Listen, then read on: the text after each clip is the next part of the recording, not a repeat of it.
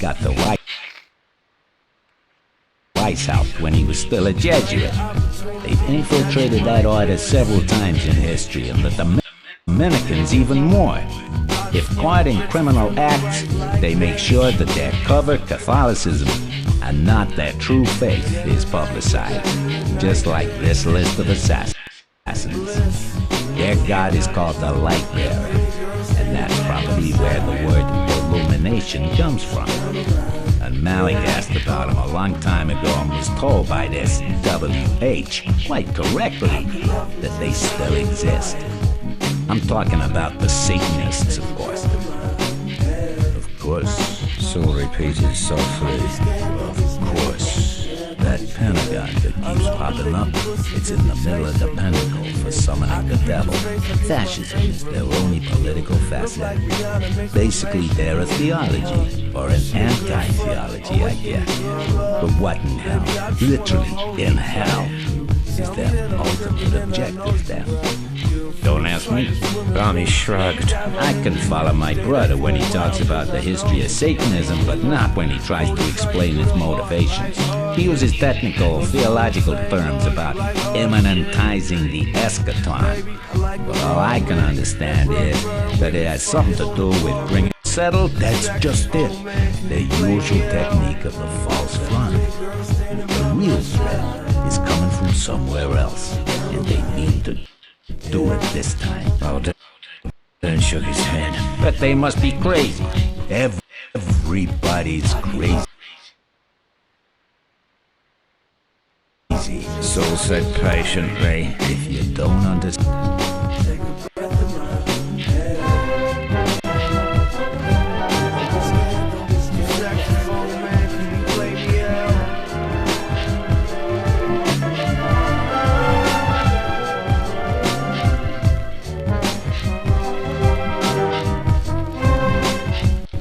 A note from the chef. Don't get me wrong, I love the restaurant business. Hell, I'm still in the restaurant business. A lifetime classically trained chef who an hour from now will probably be roasting bones for demi-glace and butchering beef tenderloins in a cellar prep kitchen on Lower Park Avenue. I'm not spilling my guts about everything I've seen, learned, and done in my long and checkered career as dishwasher, prep drone, fry cook, riardin, saucier, sous chef, and chef. Because I'm angry at the business, or because I want to horrify the dining public. I'd still like to be a chef, too, when this thing comes out. But this life is the only life I really know. If I need a favor at 4 o'clock in the morning, whether it's a quick loan, a shoulder to cry on, a sleeping pill, bail money, just someone to pick me up in a car in a bad neighborhood in the driving rain, I'm definitely not calling up a fellow writer. I'm calling my sous chef, or a former sous chef, or my saucier, someone I work with or have worked with over the last 20 plus years.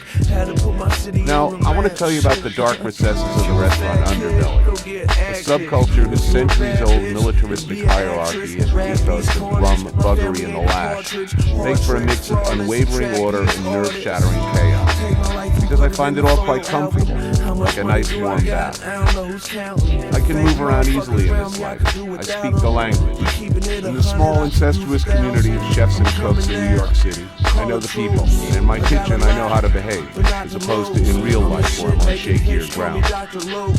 I want the professionals who read this to enjoy it for what it is, a straight look at a life many of us have lived and breathed for most of our days and nights to the exclusion of normal social interaction. Never having had a Friday or Saturday night off, always working holidays, being busiest when the rest of the world is just getting out of work, makes for a somewhat peculiar worldview, which I hope my fellow chefs and cooks will recognize. The restaurant lifers who read this may or may not like what I'm doing, but they'll know I'm not lying. I want the readers to get a glimpse of the true joys of making really good food at a professional level. I'd like them to understand what it feels like to attain a child's dreams running one's own pirate business, what it feels like, looks like, and smells like in the clatter and hiss of a big city restaurant kitchen. And I'd like to convey, as best I can, the strange delights of the language, patois, and death's head sense of humor found on the front line. I'd like civilians who read this to get a sense, at least, that this life, in spite of everything, can be fun.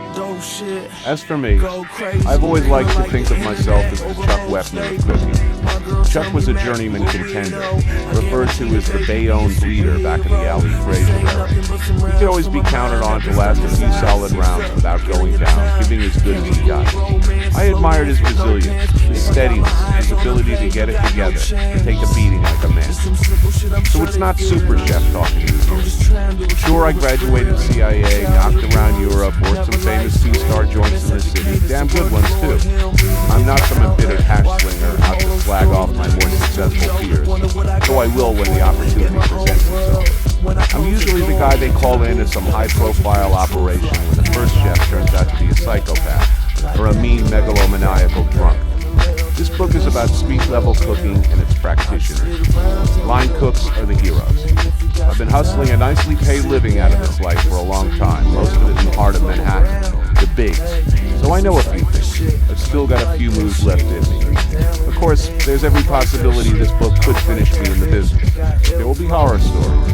Heavy drinking, drugs, screwing in the dry goods area, unappetizing revelations about bad food handling and unsavory industry-wide practices. Talking about why you probably shouldn't order fish on a Monday, why those who favor well-done get the scrapings from the bottom of the barrel, and why seafood frittata is not a wise French selection. It won't make me any more popular with potential future employers. My naked contempt for vegetarians, sauce on ciders, the lactose intolerant, and the cooking of the Ewok-like Emeril Lagasse is not going to get me my own show on the Food Network. I don't think I'll be going on ski weekends with Andre Soltner anytime soon, or getting a back rub from that hunky Dobby Flay. Eric Repair won't be calling me for ideas on tomorrow's fish special. But I'm simply not going to deceive anybody about the life as I've seen it. It's all here. The good, the bad, and the ugly. The interested reader might, on one hand, find out how to make professional-looking and tasting plates with a few handy tools, and on the other hand, decide never to order the moule marinière again. Tant pis, man. For me, the cooking life has been a long love affair. Moments both sublime and ridiculous. Like a love affair, looking back, you remember the happy times best. The things that drew you in, attracted you in the first place. The things that kept you coming back for more. I hope I can give the reader a taste of those things and those times. I've never regretted the unexpected left turn that dropped me in the restaurant business. And I've long believed that good food, good eating is all about risk. Whether we're talking about unpasteurized Stilton, raw oysters, or working for organized crime, it's like clockwork.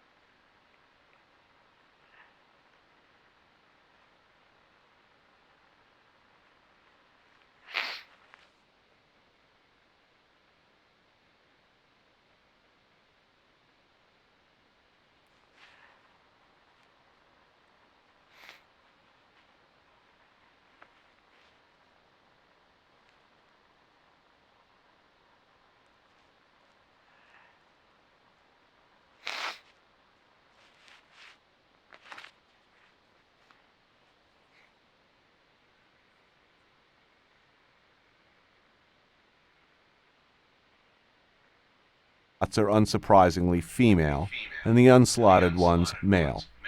Mise is mise en place, your setup, your station prep, your assembled ingredients, and to some extent your state of mind. A la minute is made to order from start to finish. Order, when yelled at a cook, means make initial preparations, such as searing, half-cooking, setting up for finishing. Fire means finish cooking and get ready for pickup. Food ready to be picked up is put in the window or on the ventana, also called the pass, the slide, or the shelf. The slide refers to the slotted rack where dupes or tickets containing orders hang. So one could say, what orders do I have hanging? And the reply could be, you got 2 steak on order for the deuce on 5, 3 souls are fired.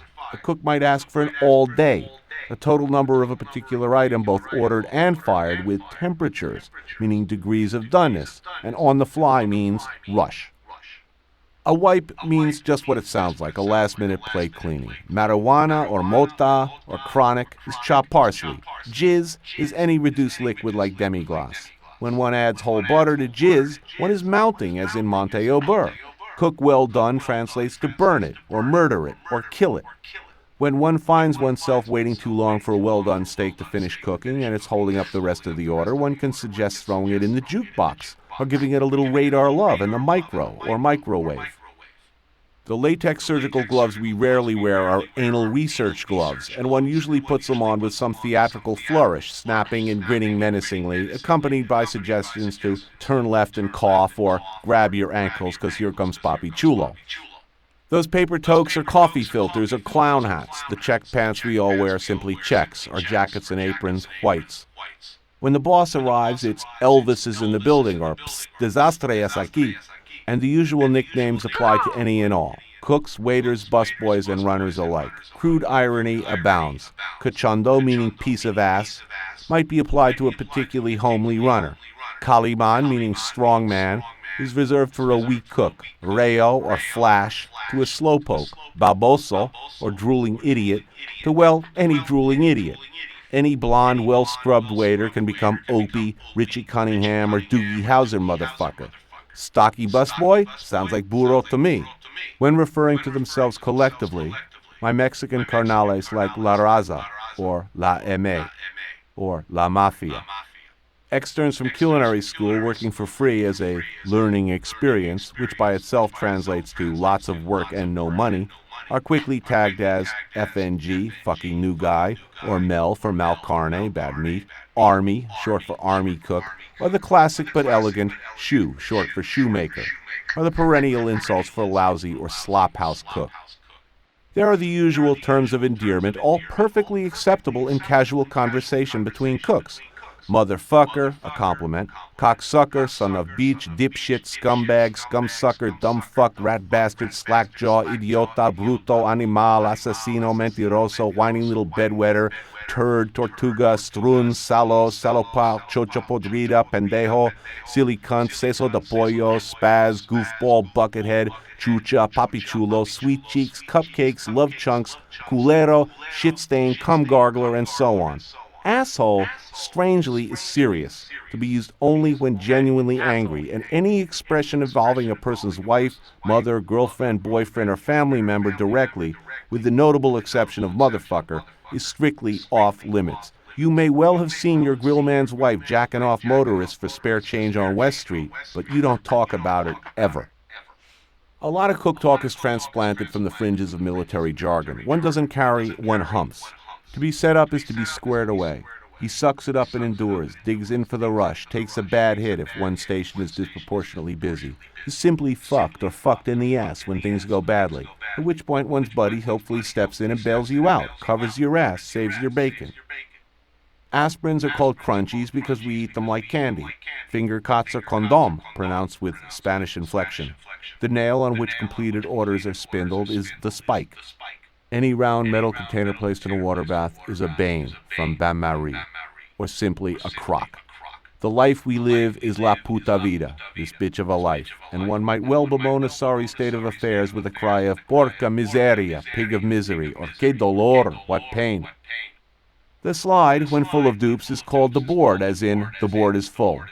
Food currently being loaded by a runner or a waiter is my hand, as in, where's that fucking steak? Reply, my hand, chef. A hot nut is used when an expediter wants something now. I got a hot nut for that soul on table 6. This is often for a VIP or very important pendejo or PPX or soigné motherfucker, meaning friend of the owner or the man himself. So make sure to move that food out and rush or stat. Applying what we've learned to a battlefield situation, one might find oneself saying, I got a hot nut for that 6 top on 7, cabron. It's been fired for 10 fucking minutos, pinche tortuga. What, you don't got your me's together, assassino? Get that shit in the window. You say so de pollo, pinche grill man. Throw it in the fucking jukebox if you have to. The rest of the order, my hand. And don't forget to give it a wipe and some mota and a squirt of that red jizz on the way out. I got shit hanging here, and you were falling in the fucking weeds. Working, might come the reply. I'm getting buried here. How come Soteno getting slammed like me? I take it in the ass all night. How about the table ocho? Fire? I can go on 8? Which might inspire this. 8 my hand, baboso. 8 fucking gone. 8 fucking dying on la ventana, waiting for Doogie Howser motherfucker to pick up. You got dead dupes back there, idiota. What the fuck are you doing? You are in the shit. Hey, Rayo, step in and bail the culero out. Other bodies. Runners are the chef's imperial guard. Half-breeds who dress like waiters, are paid out of the front of the house payroll, but whose loyalties lie, ideally, with the chef and the kitchen. Usually ex-busboys or exiled waiters, they must choose sides early, especially as they will be called upon to perform tasks that might be interpreted as contrary to the aims of their former comrades. I like wide-bodied, highly motivated runners. My runners, particularly in busy pre-theater operations where the entire dining room has to be served during a 30 to 40 minute period, are generally whipped into such a frenzy of enthusiasm, fear, and naked aggression that I'm constantly being asked to tell them to refrain from bowling over the waiters on their missile-like progress to and from the kitchen. It takes unusual skills to be a runner. Language skills are not important. I want dedication, speed, the ability to gauge quickly what the hell is going on in a busy and hectic situation, pick out the next order from a busy array of outgoing orders, carry multiple plates at one time without dropping them, remember position numbers and donenesses at the table, and prioritize sensibly. Runners usually get a full cut of waiters' tips, with the advantage that they don't have to deal with the general public in order to get paid. Their job is to shuttle food in the proper order out of the kitchen and to the customer, and to get back to the kitchen quickly. Their job is also to do the chef's bidding, whatever that might entail. Other, more nebulous tasks might include intelligence gathering, like a forward artillery observer reporting back to the chef expediter such cogent bits of data like the answer to what's going on table 1, are they ready for their food, how's the special going over, and so on. Fetching drinks for the chef might be a regular duty as well, or taking his jacket to the cleaners, running to the store for emergency supplies, maintaining a clean window and service area, arranging garnishes, even occasional expediting duties. Most of my runners may not know how to speak English, but they know every dish on my menu and how to pronounce it. A runner should be able to pick out a medium-rare steak from a group of other donenesses, read a board as well as the chef, and maintain that rabid, pre-game, caged animal mentality one looks for in a professional fullback. I want my runners hyperventilating like Marines about to take a hill before the rush comes. As far as I'm concerned, I am General Patton when it comes to questions of judgment or strategy. Their mission? Get that food out there and get back here fast. I have my beautiful food dying under the heat lamps. I don't want my runners stopping off to decrumb a table or empty an ashtray. And it's useful if my wide-bodied runners can be utilized as enforcers, dealing subtly, if forcefully, with interlopers who would invade my domain and impede the serious business of cooking and serving my food. Some friend of the owner, salesman, or chatty waiter is blocking the lane in my kitchen. He's going to get an elbow in the kidney every time one of my chunky runners passes him by. After a few of these inadvertent bumps and elbow checks, people usually get the message that they're in the way. A really good runner is a rare and beautiful find. In the best cases, there is a near telepathic relationship between chef and runner, requiring only a glance or a facial expression to communicate scads of information. A really good runner will read the dupes over the shoulder of his master between orders, immediately identifying what will likely come next and where it's going. Some diplomatic skills are nice too, as my cooks are likely to take umbrage if asked to refire a steak or rush an order in a tone of voice they find grating. A runner who's willing to snitch on his old pals out on the floor is useful as well. I always like to know if there's some pocket of dissidence welling up out there. If some jumped-up maitre d' is bad-mouthing me or my specials, I'll probably have to deal with it somewhere down the road. So I'd rather know sooner than later. Early warning is always a good thing. Did a busload of tourists just pull up outside the restaurant, all of them planning on jamming a quick 3-course meal into their maws before curtain goes up for Miss Saigon? My runner doesn't tell me. Who will? The waiters and hosts will be too busy shoving tables together and arguing about whether to tack 18 or 20% on their bill. Though nominally floor staff, in time, as runners become comfortable with the customs and practices of the kitchen, they begin to acquire the same unique worldview, that xenophobic, slightly paranoid perspective of everything that exists outside the kitchen doors, the same ghoulish sense of humor and suspicion of non-kitchen personnel. I like to encourage this, making sure my runners are fed better, flattering them on occasion, taking an interest in their personal lives and finances. I will, when necessary, put the full weight of my strange and terrible power behind them should they need it. Those part-time actors on the floor holding out on one of my runners, shorting him on his cut, God help them. The night porter. I wish I didn't need a night porter, but I do. Somebody has to clean the restaurant after service, take out the garbage, clean and scrub the insides of the ovens, toss out the dead mice, kill the dying ones, empty the grease traps, take down the kitchen, all the tasks that no one else in his right mind would do for love or money. The problem is, you have the sort of person who's willing to do this kind of work alone, unsupervised in your restaurant all night long. It's thankless, dirty work, dragging leaky, smelly garbage bags out to the dumpster. If the night porter is all by himself, he might well feel justified in taking full advantage of his call his family in Mexico on the house phone. He can eat whatever he finds available and not likely to be missed. He could perhaps take a drink from those bottles he's dusting. And best yet, he can keep whatever he finds in the dining room. Let's face it, the guy who sweeps the mops of busy restaurant dining room after a packed Saturday night is going to find some interesting stuff. Wallets, jewelry, credit cards, cell phones, handbags, umbrellas, drugs, cash. These kinds of things are regularly left behind by customers. Night porters are always coming up with some interesting goodies in the employee locker room as well. Callers and hastily removed news so an enterprising fellow can supplement his income at home. If no one else wants the job or even wants to stay up all night watching him do the job or wants to train someone else to do the job, he's got a pretty secure position. He's not subject to occasional petty thievery. Even a known sneak thief porter is a valued employee, as long as he knows what he can steal and what he can't. There are, I'm sure, many apartments and galleries and communities that are fully furnished with the glassware and utensils and kitchen equipment, many restaurants. And a guy who knows where to buy a green card and social security number for $30, probably knows what to do with a hot credit card or where to spend his food for in the rain club. Nobody minds their money. Besides, the guy's probably doing it. The bartender, the chef's friend. There has long been a happy, symbiotic relationship between the bar.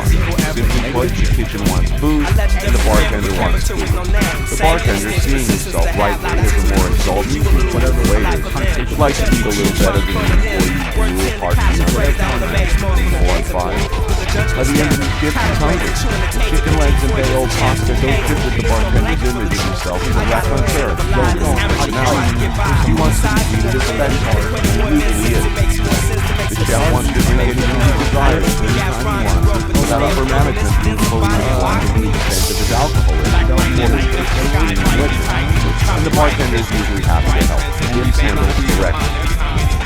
The bartender, being the guy of better for his rights to one bartender, is also useful for gathering interesting tidbits of intelligence.